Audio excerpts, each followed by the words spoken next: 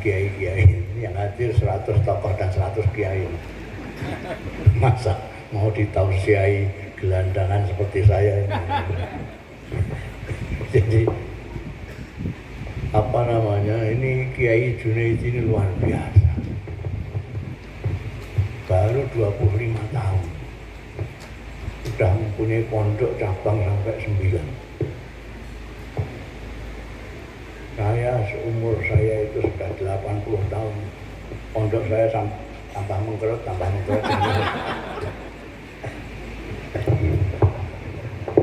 Ini tambah berkembang. Jadi betul-betul pegangannya betul-betul anfa'ukum linnas. Jadi Junaidi ini memegang prinsip hasanukum anfa'ukum linnas.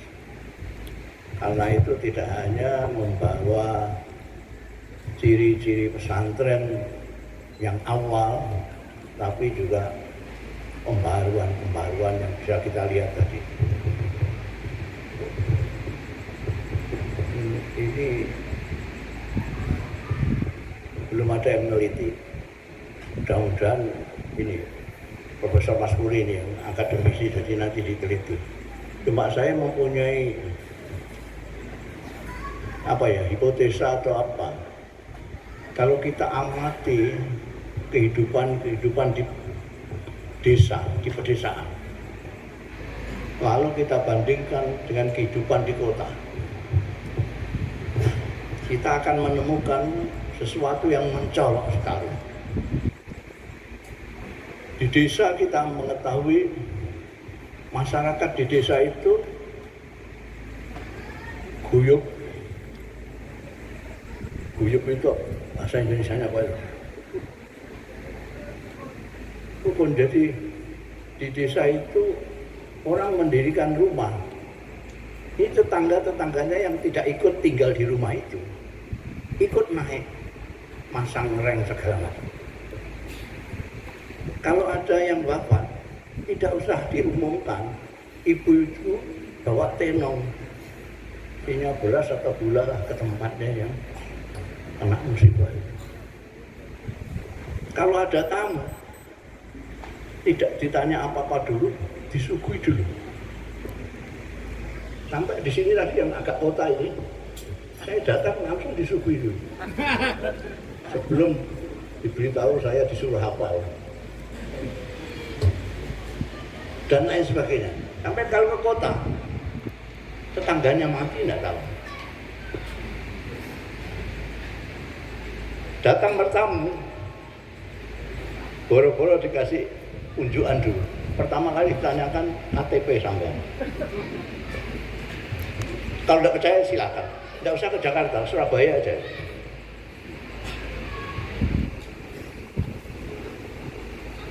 Ini semua ada dalilnya, tapi wong desa tidak pernah dalil.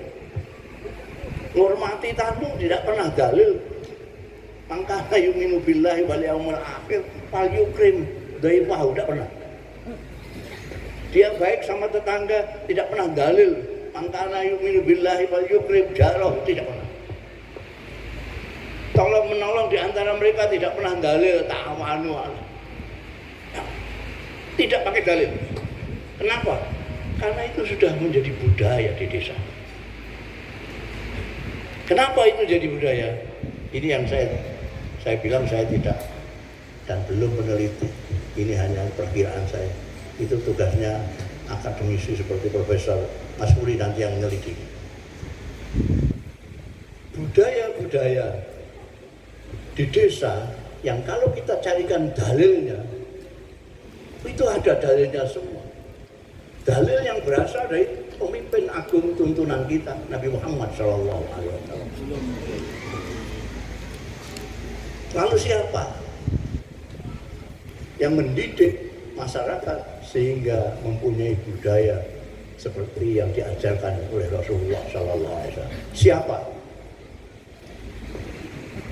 Silahkan yang akan menjawab. Ini tokoh semua, kiai semua. Kalau saya tegas menjawab, ini kiai pesantren. Karena pesantren di Indonesia ini tidak ada yang di kota kecuali pesantren saya. Makanya tidak ada santrinya, tidak ada anunya. Pesantren semua di desa. Dan semuanya dengan bangga menyebut pesantrennya dengan nama desanya. Tidak seperti tempat saya karena nggak payu-payu, jenak sing indah. Raudhatul Thalibin. Tambah nggak payu. Pesantren kiai-kiai dulu itu bangga dengan nama desanya. Tebuir, Denanyar, Tambak Beras, Lirboyo, Ploso, Krapiak, nggak ada ya. Belakangan saja itu Al-Aqobah itu belakangan. Nah, generasi saya dengan Pak Junaid ini generasi gaya lah gitu. Waktu arak-arak sidik itu. Dulu enggak, Nusantara sekali. Ya desanya itu. Jadi sampai sekarang, siapa yang tahu namanya pondok pesantren Tebuir ini?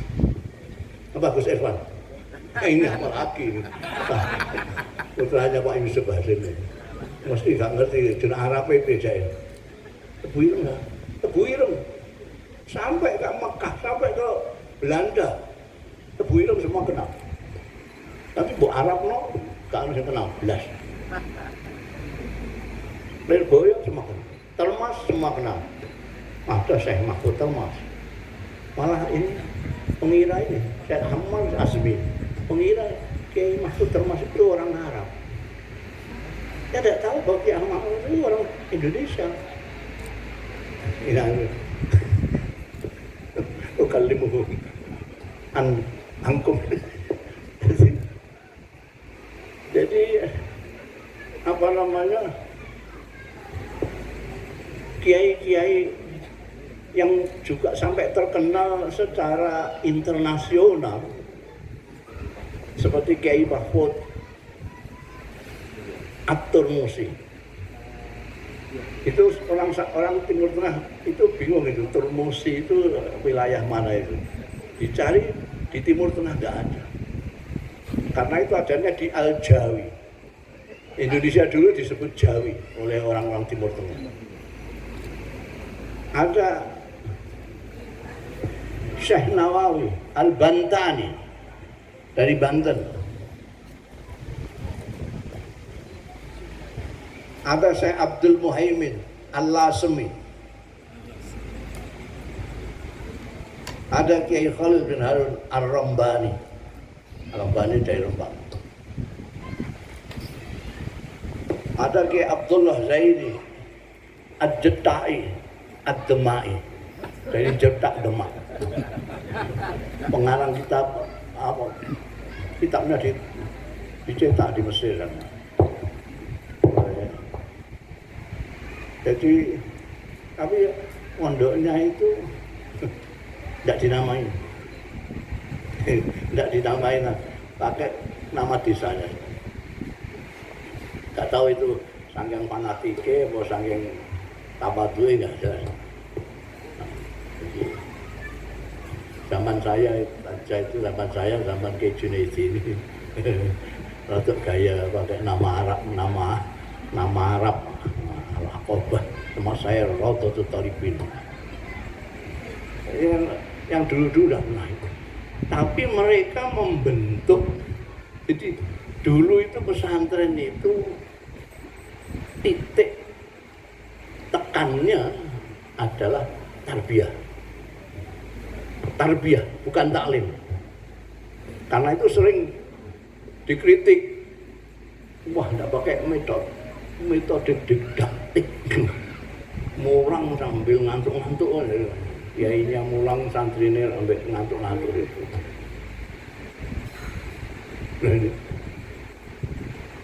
Wal ittiraru utawi napa niku wau al ittiraru. Aku masih menangi itu ngaji begitu. Dikritik. Nah memang dulu itu yang ditekankan adalah pendidikan, tarbiyah. Belakangan karena pesantren itu terbuka, Jangan dikira pesantren tidak terbuka. Terbuka. Buktinya apa?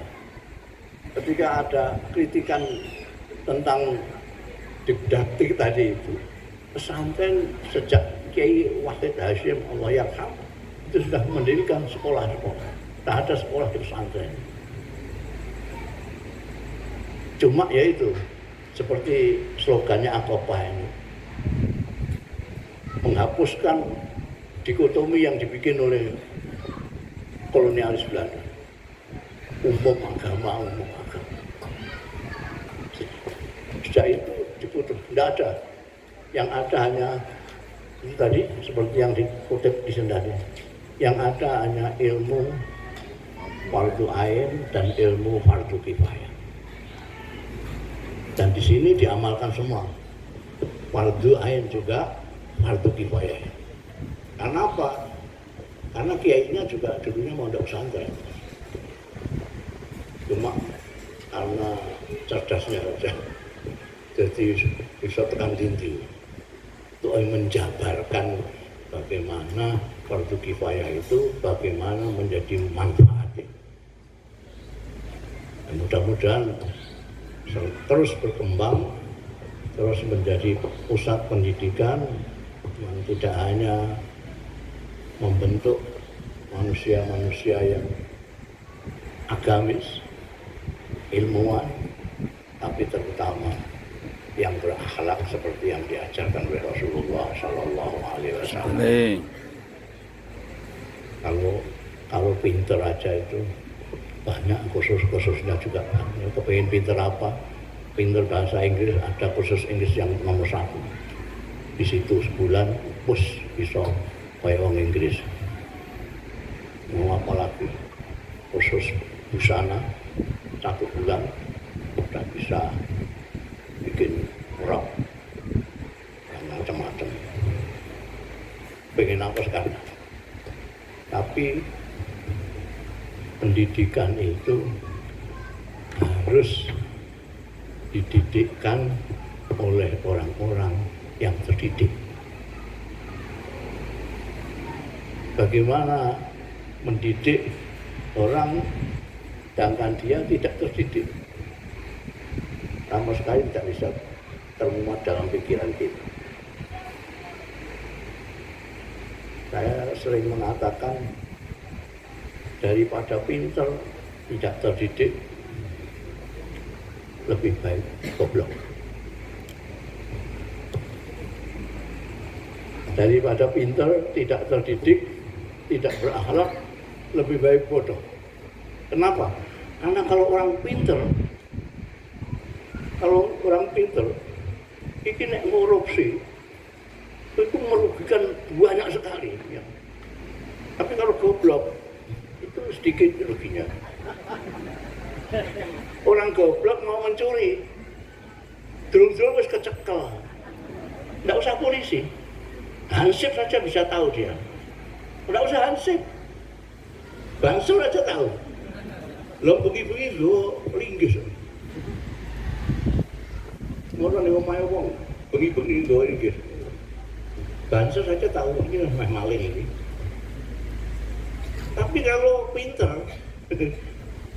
jangankan kok banser, polisi aja tidak tahu. Dia tidak bawa linggis, banyak bawa pulpen. Seret 5 miliar.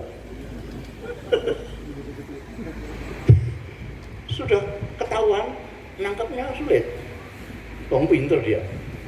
Sudah ketangkep, ngadilinya sulit. Wong dia pinter.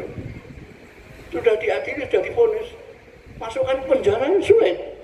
Karena dia pinter. Wes merepoti orang pinter kalau maling itu.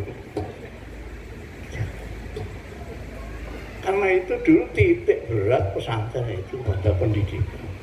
Jadi akhlaknya dulu, ilmunya kok. Nah sekarang dipadukan oleh Kiai Junaidi dan Al-Akobah. Dua-duanya berjalan bersamaan, ya pendidikannya, tarbiyahnya, juga taklim. Maka mudah-mudahan ini nanti menular.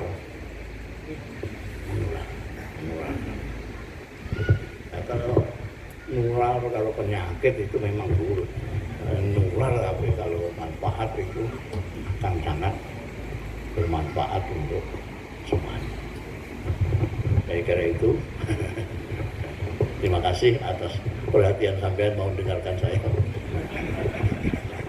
Ini saya digarap sama Pak Junaidi ya. Kalau kesini digarap disuruh pidato bareng.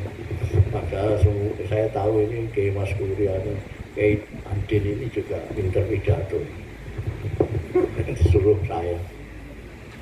Kita doakan saja sekali lagi, mudah-mudahan pesantren Al-Aqobah dan pesantren-pesantren lain terus tetap berkembang dan terus menginovasi dirinya sendiri sehingga manfaatnya.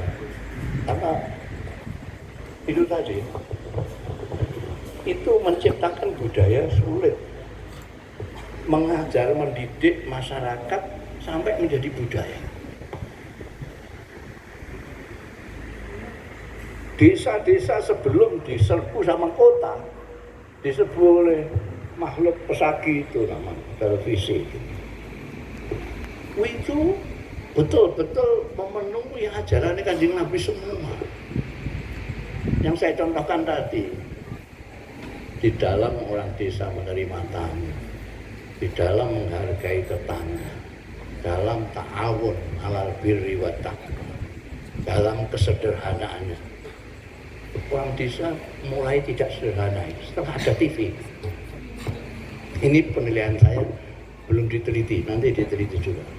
Menurut saya, orang desa mulai ada yang tidak sederhana itu karena masuknya TV.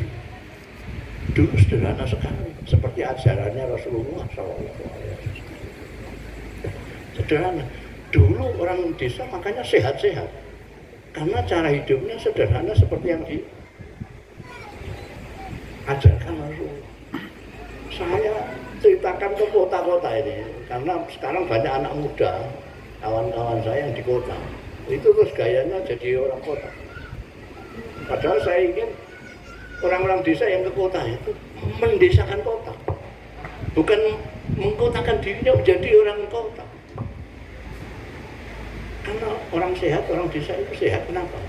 Karena mengikuti ajarannya Rasulullah SAW, sederhana. Saya contohkan, saya punya kawan petani. Saya sering datang ke sawahnya. Suatu ketika di sawah itu makan siang, waktunya makan siang. Diantarlah oleh istrinya sebakul nasi, ada sambal cobek isinya sambal, sama ikan kering gereh, sama kendi. Makan di galengan. Kalau saya ngomong di desa, galengan mesti ngerti kabeh. Kalau saya ngomong di kota, gak ada yang ngerti. Makan di galengan. Masya Allah. Nggak pakai baju, makan di galengan pakai gereh. Habis itu terus minum kendi, gelegeknya itu sak desa keluar. Alhamdulillah. Gelegeknya dengan alhamdulillah itu sama-sama buanter. Karena nikmat lah itu. Cuma nasi sambal gereh. Di galengan makannya. Ini sisihkan dulu. Sekarang ganti episode. Saya di Jakarta, ditraktir kawan saya, direktur bank, di restoran yang namanya saja saya tidak bisa baca. Belum mati kan?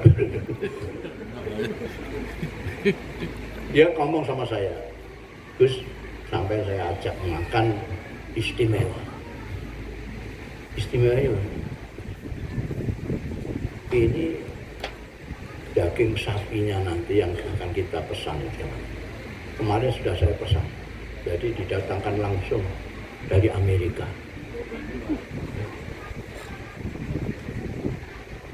Besoknya masuk betul datang. Masuk restoran, cas, dingin bukan main. Panasnya rakaran mau itu, cas. Masuk. Mejanya api. seperti meja gini. Terus ada buku menu itu, bagus seperti albumnya pengantin itu. Gede wapi. Tapi saya juga nggak bisa baca itu. Karena nggak bisa baca, terus saya bilang sampai aja lah yang milihkan. Ya ini tadi yang penting yang saya pesan kemarin itu. Daging khusus di bagian apa itu?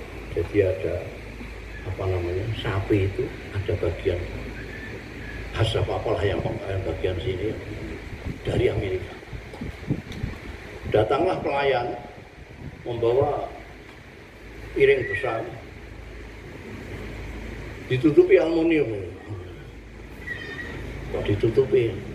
Gimana makannya ini? Ya, saya ngeliatin aja. Nah, kalau Gusmu sudah ingin makan ya, silakan. Ya terus dia aku bilang, ini jangan. Ya terus dia bilang sama pelayan, ini mau dimakan sekarang, dibuka. Ini yang sampai pesan itu daging sapi dari Amerika. Buka. Itu piring gede semua. Ada dagingnya semene. Dagingnya segini. Saya lihat di menunya itu 350.000. Oh, 350.000 pada zaman itu. Sekarang mungkin ya sudah 750-an sekarang ini. Masa juta lah. Ini segini.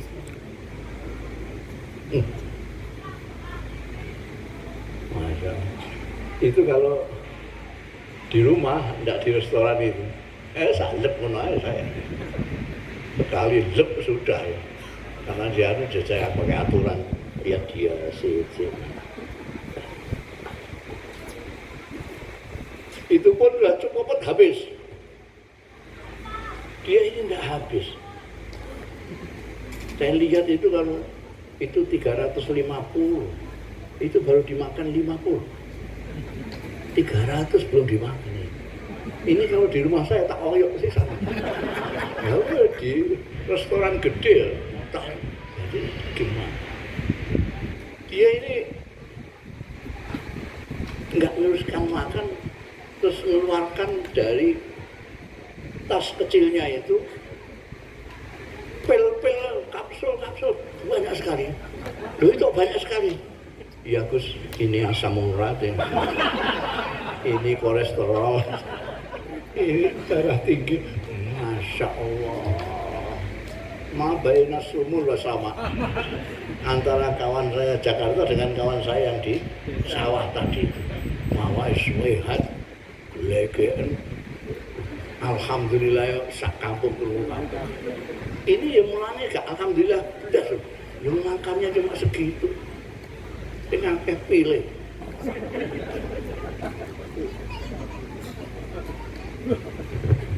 Ini tapi saya provokasi kawan-kawan saya yang di kota ini untuk mendesakan orang kota. Ini tetap nggak gelem, ini malah dia yang mengkotakan diri. Padahal kalau kita simak teliti, kehidupan di desa-desa itu lebih sehat. Makanya ini pesan saya kepada Al-Aqobah, Pak Jun, meskipun apa namanya ini nanti dimodernisir seperti apapun, pendidikan pedesaan ini jangan hilang. Dalam pengertian bagaimana hidup sederhana, bagaimana perhatiannya kepada sesama, bagaimana menghargai orang lain. Ya yang diajarkan Kanjeng Nabi semua itulah yang selama ini sudah berlaku membudaya di desa. Saya kira itu perlu dipertahankan. Ya. Sehingga nanti anak didik menjadi komplit sekali. Dia menjadi orang kota yang berakhlak desa. Saya kira itu, kurang lebihnya mohon maaf. Wallahu a'lam. Assalamualaikum warahmatullahi wabarakatuh.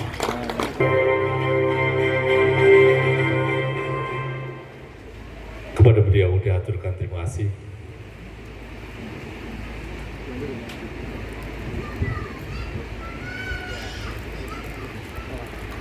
Para kiai, para punyai, hadirin hadirat yang dimuliakan oleh Allah Subhanahu wa taala.